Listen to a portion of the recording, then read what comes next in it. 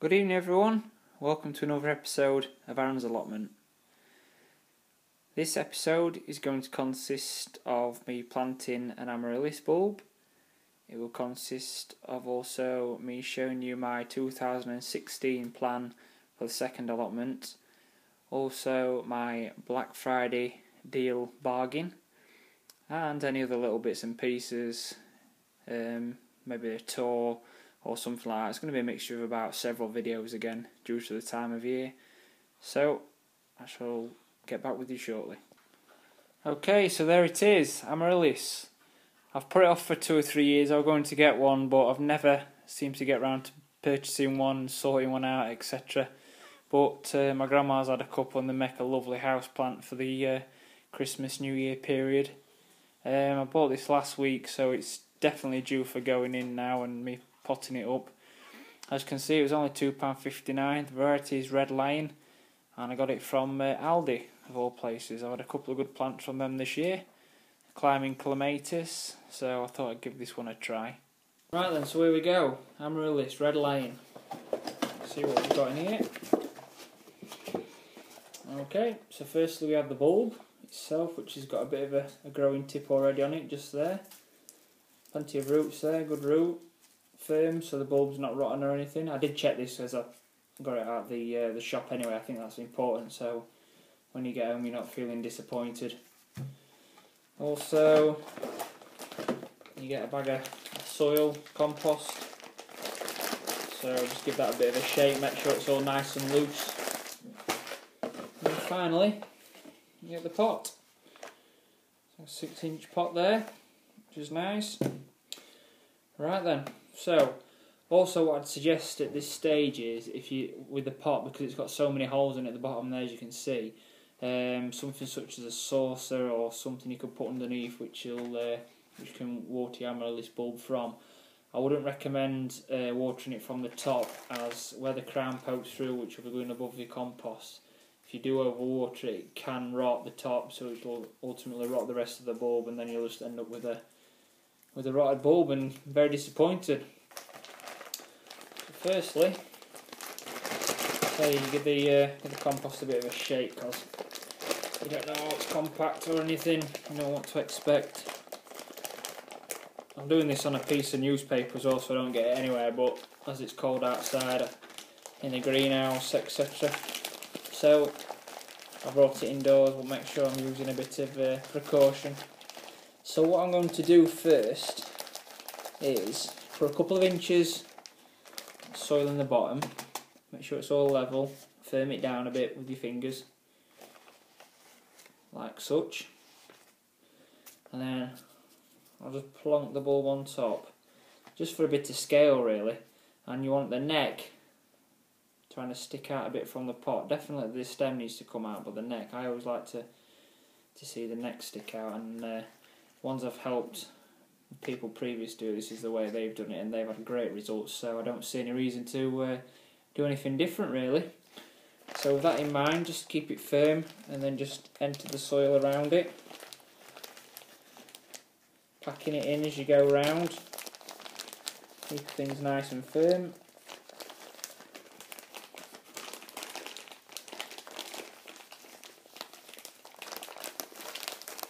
Make sure the bulb's kept upright as well as you're doing this. You don't want a wonky bulb, because what will happen is once the bulb shoots out a stem, the stem can get very top heavy, thus resulting in it toppling over the whole pot. So you will need to make sure it is kept very firm, really compact around the sides. Some more compost in here. I'm making a mess, so I will be in trouble. Never mind. Right, so just keep going around the circumference of the pot, keeping it well compact, just to keep the bulb intact. Make sure it's, as I said, sturdy. So just top it up really to the lip. I won't be watering it from the top at any stage, so it won't make a difference. It's not gonna, the compost is not going to sink much, because I'm making sure it's compact. and I've left just enough compost. So I've also pre-done it, knowing what's going to happen. So again, just keep it compact, go around the pot. Sure the bulb's alright, give it a little bit of a tap then, just to level it all off. And there we go, as you can see, the crown's just exposed here, and the shoot's going to appear from here. So lovely, lovely job. So what I'll do now is I'll put this on a saucepan or a bit of a lunchbox lid or an old butter pot or something like that, and yeah, fill it up for watering. So there we go. Right, so I've just got a bit of a lunchbox container here, or food storage container.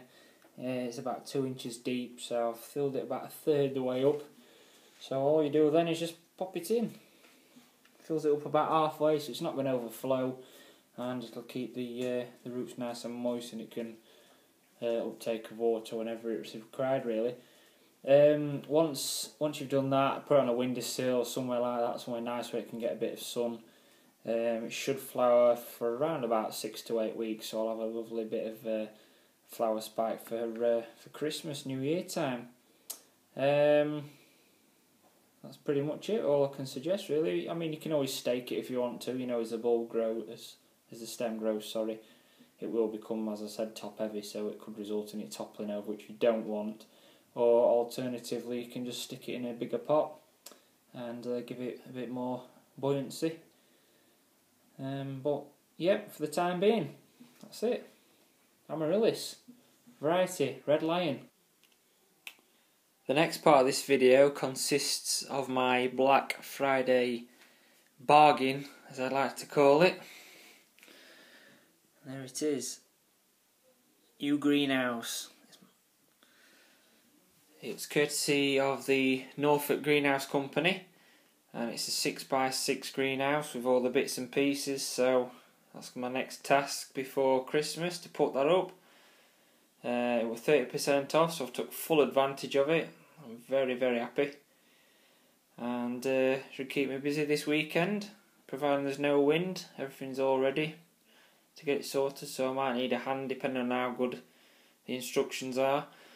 But it is my birthday in a couple of days, so I thought I'd treat myself. And yeah, this is it, the new greenhouse for the second allotment. So what I shall do now is I shall show you 2016's allotment 2 plan. Okay, moving on, this is my allotment number 2 plan for 2016. It's split into 2 sections really. Side 1, or side left, side 2, side right. With the greenhouse what I've just purchased, that's going to go into the top corner. Where are we? Just there, the greenhouse, 6x6 greenhouse. Side of that I've got a 7x5 pent style shed which I'm after, which will go on the other side. Compost bins around the back with access via a slab path. There's like an existing tree, an old tree stump which is covering a bit of ivy, but it's started to shoot some more branches off, so I will be using that as a place to hang my bird feeders and attach a bird table to. A couple of water butts kicking about off the greenhouse and off the shed, so I can collect my own water. Seating area facing south, which will be nice. A couple more moving down, just underneath the shed and the greenhouse. There's a couple of more slab paths for access, of which I'm going to make myself a bit of a kind of like vertical trellis. I've got a couple of climbing roses and a couple of clematis which I'll put in each corners, so that'll bring a nice bit of colour to the plot. Also, moving down, there's going to be an area for sunflowers and other flowers, kind of like cut flowers. See which types I fancy growing, put them in that area there. Then there's the sweet peas and runner bean climbing frames in succession there. Separated, there's a few wood chip paths, a couple of grass paths, and then raised beds really from there on in. I'm going to try the raised beds on this allotment because I think it's a lot easier to manage. I've got a few raised beds on the other allotment, my big allotment, and I find it a lot easier to water, weed, tend to, etc. So I think that might be the way forward for this little plot, really. And considering I'll spend a bit of time down here, but I won't be spending as much time down here as I will on my other one, because that's the big one and that's the one that'll take a lot of my time up. So I don't know, for every hour I spend on this little plot here, it'll be 2 hours, 3 hours on the bigger one. But once I finish with work, get a couple of weeks over Christmas, I can really get into it and start clearing the areas and prepare everything ready. I want to get the greenhouse up before Christmas, ideally. I don't think I'll have the shed in place by then, but you never know. If I fancy seeing something which I like, I'll probably buy it there and then. But the greenhouse was too good of an offer to turn down. It was saving about £80, I think it was, in the end. So, yeah, great little purchase, personally. Yeah, there's a couple of bits of fruit areas there, the raspberries, the strawberries. I might make a bit of a fruit cage there. I don't know yet. It depends what time really I've got. Not only that, but the area I've got to work with, because obviously then to the right of that there's a next door's boundary, and I don't want to be encroaching onto their side. And not only that, it's also getting the materials to make the cage, because they're not easy things to do. I've seen a couple of people who've already got fruit cages down there. There's a lot of detail and things that have gone in, but it seems to have done the trick. So hopefully, like I say, if I can get the raspberries and a couple of the fruit bushes in, that could be a bit of a saving grace from the birds. But for the time being, this little section is allotment number 2 plan for 2016. Okay everyone, so the onions I've got now, I'm going to sow them. It was my birthday a few days ago, so to me that symbolises the start of planting, sowing your exhibition onions for the next year. I tried this a couple of years ago and I had mixed success. I did okay with them, but nothing spectacularly great and nothing to write home about, but nevertheless I entered them in a couple of shows, did okay with them, so I'm going to do the same again for this next year and see what happens. So while I just try and struggle getting into this packet, I'll just waffle on a bit more. I'm planning on growing both these onions in both allotments, just to see how they're going to do. I'm not sure if I'm going to do a raised bed at the first allotment. I'll definitely use the raised bed at the second allotment. So I've already got some manure and some other bits and pieces in how I like to sow the onions in. Already prepared in one bed, so hopefully by the time these go out it'll have rotted down very well and it'll provide a nice bit of nutrients for the onions to grow in, and hopefully the long growing season what they might have, and some good sunlight. I might get some nice sized bulbs. I'm not expecting anything spectacular by no means, but I'm quite an amateur in the sense of growing these onions on this sort of scale. I usually just like to grow them to eat, and now every now and again I'll grow a couple of good sized bulbs. So we shall see. Right then, soil's prepared. It's just basically seed sowing compost in these 5-6 inch pots there. I've got a bit of a tray what I've had some veg in a long time ago. I'm going to use this as like a watering reservoir. So all I'm going to do is take my seed. Just be careful of this. I have got it over the table, so if I do spill any, they're not going to go far. I can easily see them because I like little black pieces of coal. And then all I'm going to do really is just pop them in, put them on the top. It's great this, black seeds in black compost, and then just gently just push them under. They don't need a lot of cover, probably about 1/4 inch or something like that. You don't want to really overdo them depth wise. Just putting a few on the outside of the perimeter first. Like so, and then I'll just gradually move on into the centre. sow them every inch or so, because I will be picking them out and then obviously weeding out the weaker ones until I've got, I don't really know really, I don't know how many I'll be able to get in a raised bed. Probably a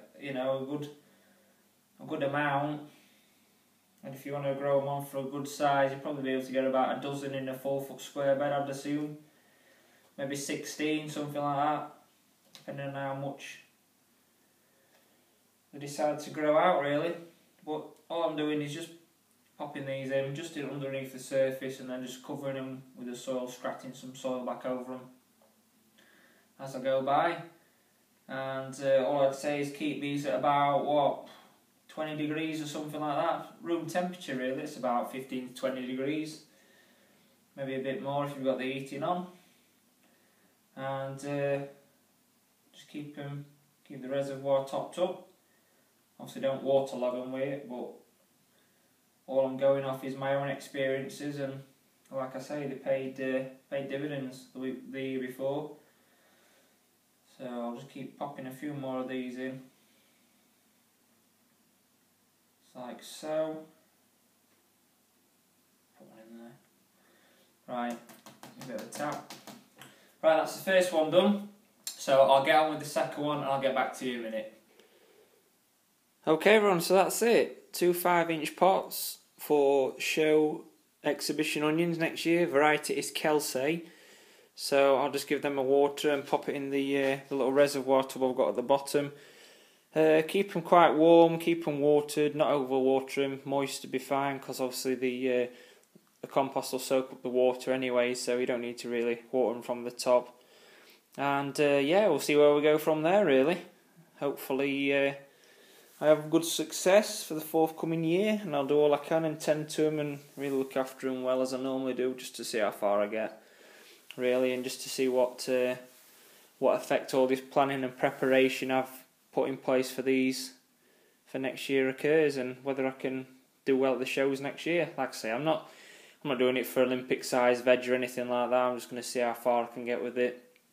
I just like to just to grow and just to enjoy what I do really, and just do bits and pieces along the way, such as enter these shows and see how far I can get.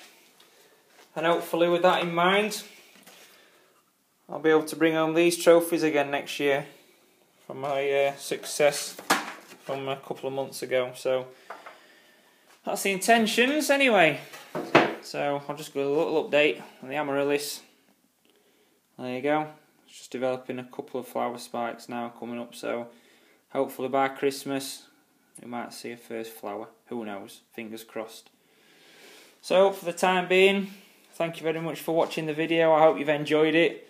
I've enjoyed it myself, putting together these little videos. It just shows that even though it's this time of year, you can still be up to something, planning, preparing and doing bits and pieces along the way. It all amounts to the bigger picture once the weather gets better, the light improves.